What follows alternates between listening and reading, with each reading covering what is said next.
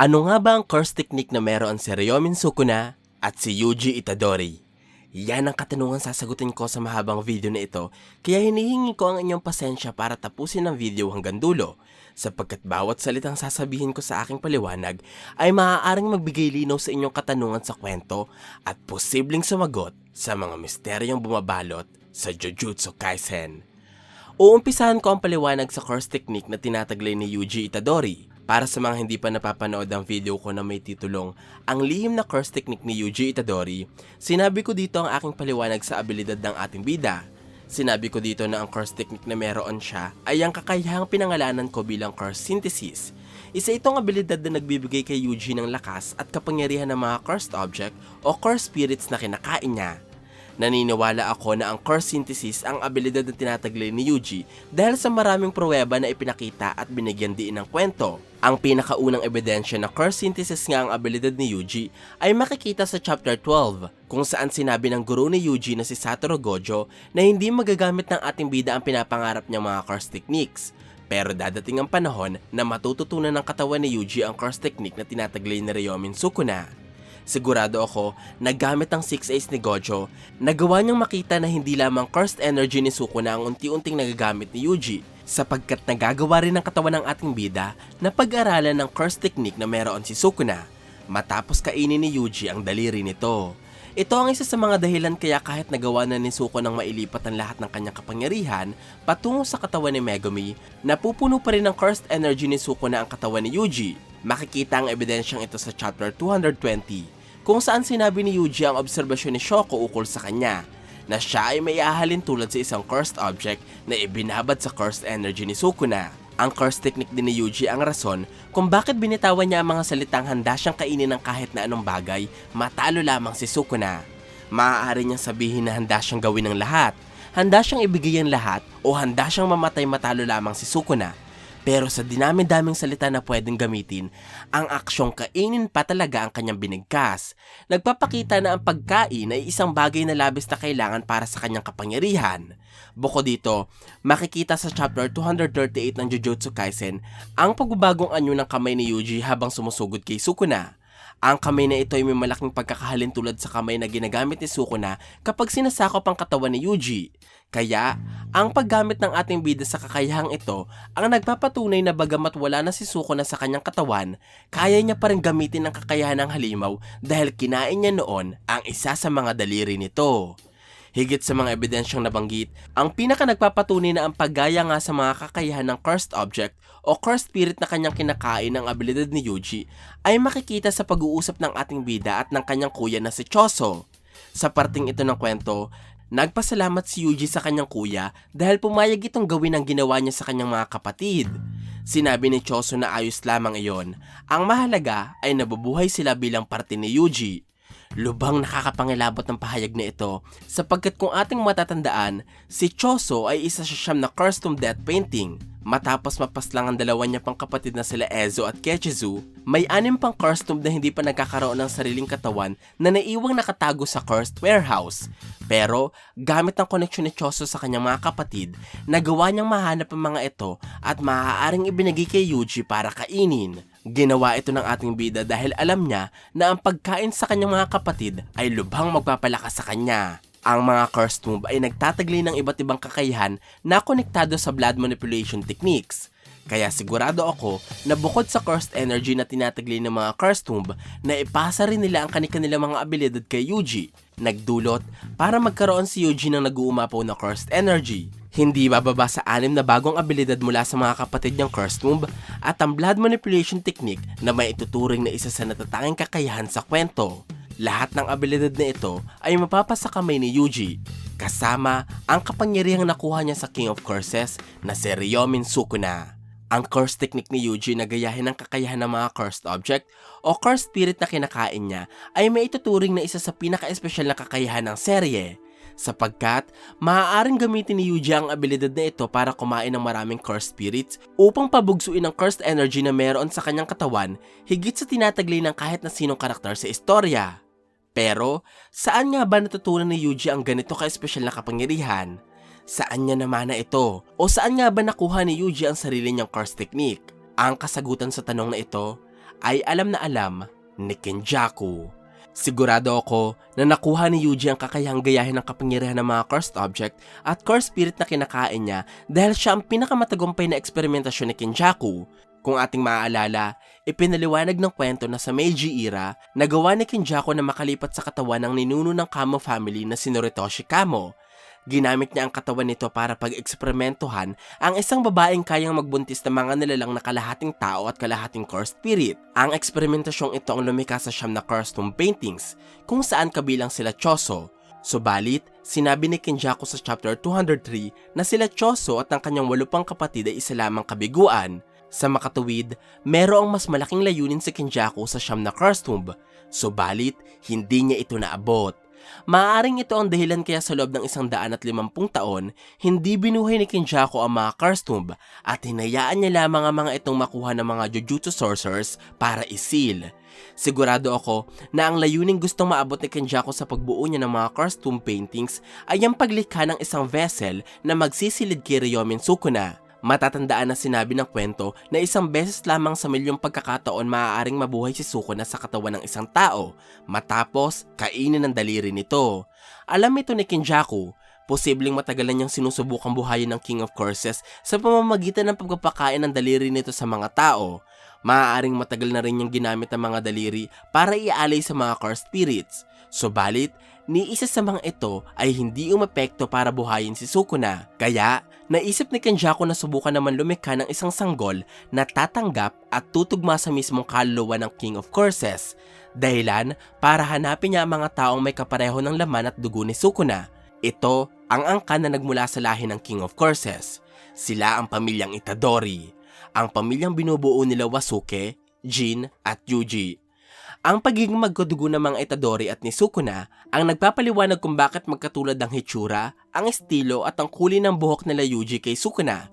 Kapareho ito ng pagkakaroon ng itim na buhok ng mga miyembro ng Zenin family. Ang pagiging magkadugo din ng mga Itadori at ni Sukuna ang dahilan kung bakit napili agad ng King of Curses ang katawan ng binatilyo para magsilid ng kanyang kaluluwa. Dahil si Yuji ay nagmula sa kanyang sariling salinlahi. At ang pagiging magkapamilya din ng mga Itadori at ni Sukuna ang rason kung bakit sa dinami-dami ng taong maaaring paglipatan ng katawan ni Kenjaku, si Kaori pa talaga na isang babae ang kanyang napili. Sapagkat maaaring alam niya na ito lamang ang babaeng gusto ni Jin Itadori na magdala ng magiging anak niya. Ito ang dahilan kaya sa chapter 143, sinabi ni Wasuke na gustong-gusto ng anak niyang sa Jin na magkaanak. Hindi ito nangyari kay Kaori sapagkat namatay ang babae. Sa madaling salita, alam ng mag-ama na sa makabilang buhay na si Kaori, pero maaaring dahil sa matinding pagmamahal ni Jin sa babae, tinanggap niya ito nang muli itong nabuhay. Hindi na niya tinanong kung paano ito nangyari at nagsama sila ng masaya hanggang sa mabuo si Yuji. Lingid sa kaalaman ng lalaki, kinokontrol na ni Kenjaku ang katawan ni Kaori at ginamit lamang siya nito upang makabuo ng isang sanggol na may dugo at laman na nagmula sa lahi ng mga Itadori, ang pamilyang nanggaling sa angkan ni Sukuna. Dulot ng paglipat ni Kenjaku sa katawan ni Kaori, ang sorcerer ang naging ina ni Yuji, at dulot ng pagkontrol ni Kenjaku sa katawan ni Noritoshi, siya ang naging isa sa ama nila Choso, nagdulot para maging magkapatid ang dalawa. Habang nagbubuntis ang ina nila Choso, inihalo ni Kenjaku ang dugo ni Noritoshi sa mga cursed tomb paintings, naging dahilan para magkaroon ng kakayahan sila Choso na magamit ang blood manipulation techniques ng Kamo family, at maging ikatlong magulang nila si Noritoshi. Ang paghalo ng dugo o laman ng isang sorcerer sa pinagbubuntis na cursed tomb ay maaaring ginawa rin ni Kenjaku habang nasa sinapupunan niya si Yuji Itadori. At ang dugo o laman na ginamit niya ay walang iba kundi ang laman na nagmula sa King of Curses na si Sukuna.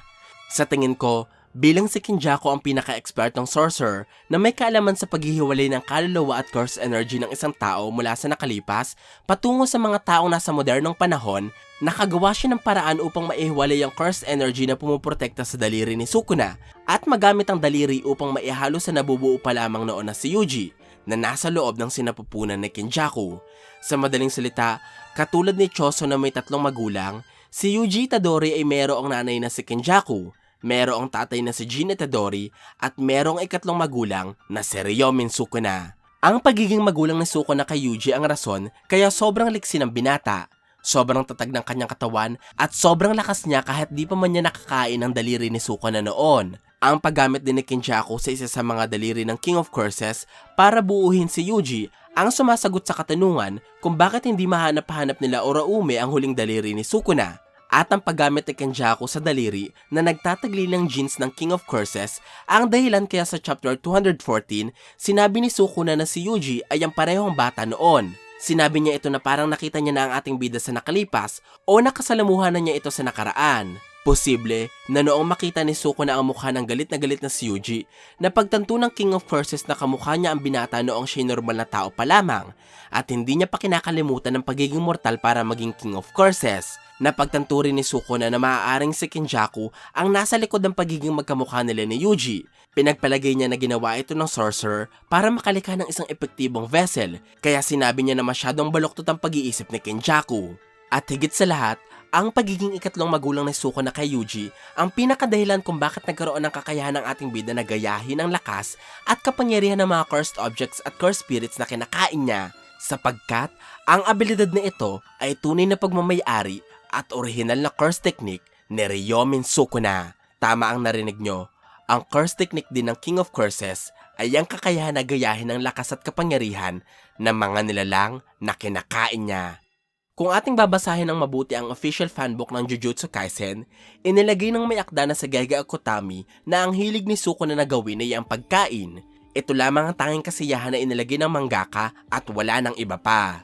Napakalaking palatandaan ito sa curse technique ni Sukuna sapagkat ang abilidad sa Jujutsu Kaisen ay kadalasang konektado rin sa iyong hilig o sa iyong pagkatao. Halimbawa dyan si Hiromi Higuruma na nagkaroon ng domain expansion na kawangas ng korte. Kinuha ito sa propesyon ni Hiromi bilang abogado. Halos ganito rin ang kay Charles Bernard na mayroong curse tool na kahalintulad ng isang panulat. Nakaugnay ito sa pangarap ni Charles na maging magaling na mangaka. At si Kinji Hakari na nagkaroon ng kapangyarihang umiikot sa pagsugal, na konektado naman sa pagiging sugalero ng sorcerer. Sa madaling salita, napakalaki ng tsansa na ang hilig ni Sukuna sa pagkain ang nagbigay sa kanya ng kakayahang gamitin ang kapangyarihan ng mga nilalang na kanyang kinakain. Ang curse technique na ito ang dahilan kung bakit sa chapter 222, noong nalaman ni Sukuna na hindi mahanap nila Oraume ang kanyang huling daliri, sinabi ng King of Curses na hindi ito problema, sapagkat maaari niyang kainin ng mummified na ulo ng kanyang namatay na katawan para palitan ng kapangyarihang nawala kasama ng huli niyang daliri. Ang curse technique din ni Sukuna ang tumulong sa kanya sa chapter 213 kung saan direkta siyang natamaan ng pinakamalakas na kakayahan ni Hana Kurusu at Angel na tinatawag na Jacob's Ladder. Napinsala si Sukuna dahil sa kakayahan pero nabawi niya ang matinding panghihina matapos niyang tapyasin at kainin ng braso ng sorcerer. Ang curse technique din ni Sukuna ang maaaring dahilan kaya magkasundo sila ni Oraume, sapagkat nagagamit ng King of Curses ang kapangyarihan ni Oraume na pagiluhin ang kahit na anong bagay. Pinagiyelo niya rin ang bahagi ng katawan ng mga cursed spirit para pigilan itong maglaho matapos nilang patayin. At para nga naman, makain ito ni Sukuna kapag gutom na siya o may gana na siyang kumain. Higit sa lahat, ang curse technique din ni Sukuna na may kakayahang gayahin ng kapangyarihan ng mga kinakain niya ang punot dulo kung bakit ang pagputol at pagkatay sa katawan ng kanyang kalaban ng pangunahing kakayahan na ginagamit niya. Ang rason nito ay dahil ito ang abilidad na palagi niyang inaasahan para hatiin o putulin ang katawan ng mga nilalang na kinakain niya. Sa tingin ko, ginamit noon ni Sukuna ang maraming tao sa Heian era at ang matinding paniniwala nila sa mga espiritu, bathala at Diyos upang mas mabilis siyang makapagpalakas. Inuutusan niya mga itong mag-alay ng mga taong may kakaibang kakayahan kapalit ng kanilang kaligtasan. Pagkatapos ay kinakain niya ang mga alay para magkaroon siya ng sandamakmak na cursed energy at makuha niya ang kanilang cursed techniques. Ang pag-asta ni Sukuna na parang isang Diyos na dapat sambahin at kailangang pag-alayan ay naihiyag niya sa kanyang domain expansion na may pangalang Malevolent Shrine. Sa kultura ng mga Hapon, ang shrine o dambana ay ang lugar kung saan sila nagbibigay ng alay upang humiling sa kanilang mga Diyos. At dahil nga si Sukuna ay kinakatakutan at sinasamba sa Heian era, nakakatanggap siya ng mga alay sa maraming tao. Kung atin ding tititigan ng maigi ang dambana na nakatayo sa domain expansion ni Sukuna, mapapansin natin na mayroong mga naglalakihang bibig sa bawat haligi. Sumasalamin ito sa curse technique ng King of Curses at ito ay ang paggamit niya sa kanyang bibig para kainin ang mga nilalang na inaalay sa kanya. Sigurado ako na si Sukuna ay isa lamang normal na tao noon, pero ang sobra-sobrang pagkain niya ng mga curse users na inaalay sa kanya ang naging dahilan para unti-unting magbago ang kanyang katawan at maging mukhang halimaw. Maaaring ang pagkakaroon niya ng 4 na kamay sa katawan ang resulta ng pagiging gahaman niya sa kapangyarihan, at ang pagsibol naman ng isa pang malaking bibig sa tiyan ay ang bunga ng kanyang walang kapantay na katakawan. Kung papaikliin natin ang teorya kong ito, sinasabi ko na ang pagkakaroon ni Yuji ng kapangyarihang gamitin ng cursed energy at cursed techniques na mga bagay na kanyang kinakain ay namana niya sa kanyang ikatlong magulang na si Sukuna. Dahil ito ang original na curse technique ng King of Curses. Kung hindi pa rin kayo naniniwala sa teoryang ito, sabay-sabay nating alamin kung saan nakuha ni Yuji ang kakayahang ipinamalas niya sa chapter 222. Sa kabanatang ito, nagawa niyang pagpalitin ng kaluluwa nila ni Kusakabe na para bang inialis ni Yuji ang espiritu sa kanyang sariling katawan at inilagay ito sa iba. Ang kakayahang ito ay namana niya rin kay Sukuna. Sinabi ni Angel sa chapter 220 na ang King of Curses ay isa sa kakaunting sorcerer na merong abilidad na hati-hatiin ng kanyang kaluluwa at maging cursed object. Kasama sa kakayahang ito ang paglipat ng kaluluwa ni Sukuna sa ibang katawan, kagaya ng ginawa ni Yuji. Sama-sama din natin sagutin kung ano ang curse technique na ginamit ni Sukuna sa laban nila ni Jogo. Bago siya nakagamit ng apoy, nagbigkas siya ng mga katagang hindi pa na ipapakita at sinundan niya ito ng salitang open o fuga. Ang kataga na ito ay kapareho ng salitang binibigkas ng pangunahing karakter sa manga na ginuhit rin ni Gege Akutami. Ito ang number 9. Noong sinabi ng karakter ang salitang fuga, nakapaglabas siya ng sangkaterbang armas mula sa kanyang mga box. At mula dito, namili siya ng sandatang gagamitin. Ang number 9 ay isinulat at ginuhit ni Gege noong 2015. Mas una pa ito sa Jujutsu Kaisen. Kung babasahin nyo ang istorya, makikita nyo na parang ito ang unang berasyon ng Jujutsu Kaisen dahil sa dami ng pagkakaparehas ng kwento. Sinasabi ko ito dahil may posibilidad na ang fuga ay ginamit muli ni Gege sa Jujutsu Kaisen para kay Sukuna. Pero sa pagkakataong ito, imbis na mga armas, makakapili si Sukuna ng mga curse techniques mula sa dose-dose ng curse techniques na tinataglay niya. Sama-sama din nating suriin kung bakit sa dinami-dami ng pangalang pwedeng gamitin para sa mga abilidad ni Sukuna, mga salita pa na konektado sa pagluluto ang ginamit ni Gege, katulad ng cutting techniques ni Sukuna na may pangalang Dismantle o Kai at Cleave o Hachi. Ang mga salitang Kai at Hachi ay ang tawag rin ng mga Hapon sa paghiwa at pagtanggal ng buto sa isda bago lutuin.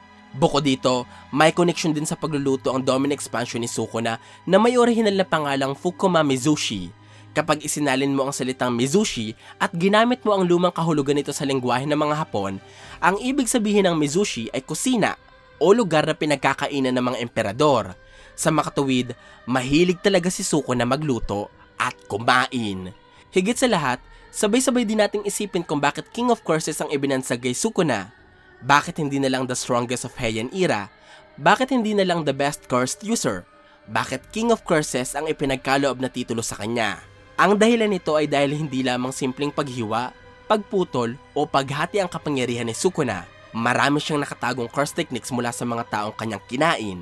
Ang mga curse techniques na ito ang kanyang gagamitin kapag nakaharap na niya ang kanyang anak na si Yuji at maglalaban ng mag-ama para malaman kung sino nga ba ang dapat hirangin bilang tunay na King of Curses. Ito po ang aking paliwanag sa curse technique ni Ryomen Sukuna at ni Yuji Itadori. Sana po ay nagustuhan nyo ang aking video. Kung may mga katanungan pa kayo o gustong idagdag, wag po kayong mahihiyang mag-iwan ng komento sa ibaba. Maraming salamat po sa panonood ng aking videos. Ako po si J.E. Hanggang sa muli!